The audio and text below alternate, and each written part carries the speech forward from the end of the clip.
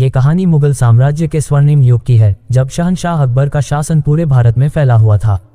अकबर अपनी प्रजा के प्रति न्यायप्रिय और धार्मिक सहिष्णुता के लिए प्रसिद्ध थे। उनकी जिंदगी में खुशियों की लहर उस समय आई जब उनके पुत्र सलीम का जन्म हुआ। आगरा का किला रोशनी से जगमगा रहा था। महल में नाच गाना हो रहा था, क्योंकि अकबर को एक बेटा हुआ था। ज्योतिषियों ने बताया कि यह बालक न केवल अकबर का उत्तराधिकारी बनेगा, बल्कि इतिहास में अपनी अमिट छाप भी छोड़ेगा। अकबर और जोधा बाई अपने पुत्र सलीम को देखकर बेहद खुश थे। पूरे राज्य में मिठाइयां बांटी गईं और प्रजा ने दीप जलाकर इस खुशी का स्वागत किया। सलीम का बचपन अत्यधिक प्रेम और सुरक्षा के बीच बीता। वह बचपन से ही जिद्दी और स्वतंत्र विचारों वाला था। सलीम अक्सर महल में अपनी शरारतों से सबको परेशान कर देता था। कभी वह दरबारियों के काम में बाधा डालता तो कभी महल के बगीचे में पक्षियों का पीछा करता।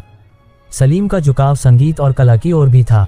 वह अक्सर महल की नृत्यांगनाओं के प्रदर्शन को ध्यान से देखता और संगीत की धुनों को दोहराने की कोशिश करता। इसी दौरान महल में एक नई नृत्यांगना का आगमन हुआ।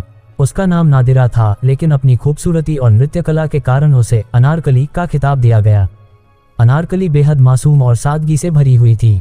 उसकी आंखों में एक अजीब सी कशिश थी, जो उसे महल की बाकी नृत्यांगनाओं से अलग बनाती थी। एक दिन सलीम महल के बगीचे में खेल रहा था।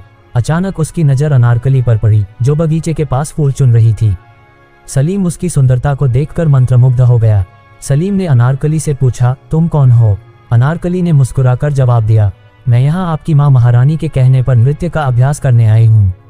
यह उनकी पहली मुलाकात थी, लेकिन इस मुलाकात ने दोनों के दिलों में एक खास जगह बना ली। सलीम अक्सर नादिरा के पास बैठकर उससे बातें करता। दोनों में एक मासूम दोस्ती पनपने लगी। नादिरा उसे कहानियां सुनाती और सलीम उसके नृत्य के लिए तालियां बजाता। महल के एक कोने में सलीम और अनारकली की यह मासूम दोस्ती परवान चढ़ रही थी। हालांकि उन्हें इस बात का अंदाजा नहीं था कि उनका ये रिश्ता भविष्य में मुगल साम्राज्य की नींव को हिला देगा।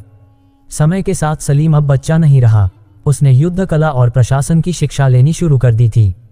दूसरी ओर नादिरा, जो अब अनारकली के नाम से जानी जाती थी, अपनी खूबसूरती और नृत्य कला के कारण मुगल दरबार की शोभा बन चुकी थी। जवान होते ही सलीम को अकबर ने युद्ध कला और राजनीति का गहन प्रशिक्षण दिलाना शुरू कर दिया। सलीम तलवार चलाने और घुड़सवारी में माहिर हो गया, लेकिन उसका विद्रोही स्वभाव उसे अनुशासन का पालन करने से रोकता था। अकबर अक्सर सलीम की लापरवाहियों पर नाराज होते। उन्हें चिंता थी कि क्या सलीम कभी एक मजबूत शासक बन पाएगा।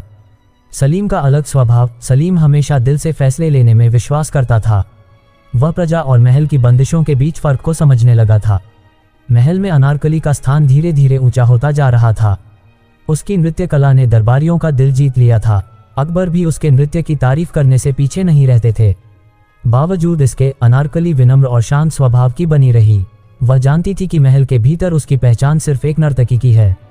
अनारकली अक्सर महल के बगीचे में सलीम को देखती, लेकिन दोनों के बीच पहले की मासूमियत बरकरार थी। सलीम अब जवान हो चुका था। उसकी नज़रें जब अनारकली पर पड़ी तो उसे पहली बार लगा कि यह कोई साधारण आकर्षण नहीं, बल्कि प्रेम है। अनारकली का नृत्य देखकर सलीम मंत्रमुग्ध हो जाता। उसकी सुंदरता और सादगी ने सलीम को और खींच लिया। अनारकली को सलीम के मन के भाव समझ में आने लगे, लेकिन वह डरती थी कि यह रिश्ता महल की परंपराओं के खिलाफ है।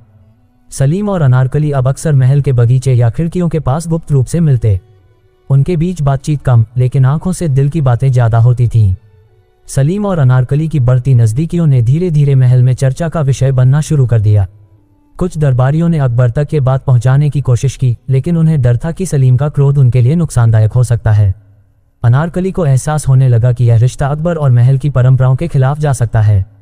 सलीम ने अनारकली से कहा, मुझे तुम्हारी खूबसूरती से नहीं, तुम्हारे दिल की सादगी से प्यार हुआ है। मैं तुम्हें हर हाल में अपना बनाऊंगा। महल की एक छत पर सलीम और अनारकली खड़े थे।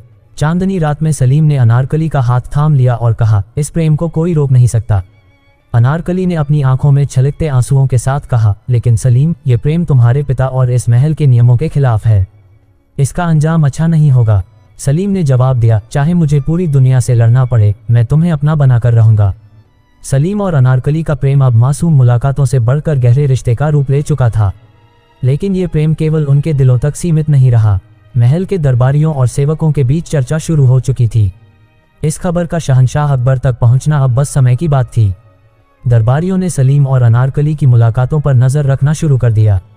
अकबर ने महसूस किया कि सलीम अक्सर दरबार के नियमों को नजरअंदाज कर रहा है और कई बार गुप्त स्थानों पर गायब हो जाता है। एक वफादार दरबारी ने अकबर को बताया, जहां पनाह शहजादे सलीम का झुकाव अनारकली की ओर बढ़ रहा है। यह आपकी शाही गरिमा के खिलाफ है।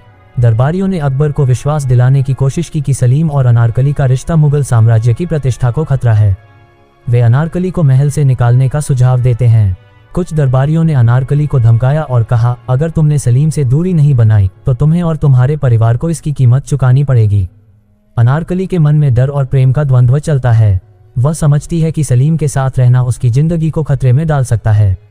सलीम ने अकबर के खिलाफ खड़े होकर कहा, अब्बा हुजूर, मैं अनारकली से मोहब्बत करता हूँ और यह मेरा फैसला है। इसे कोई नहीं बदल सकता।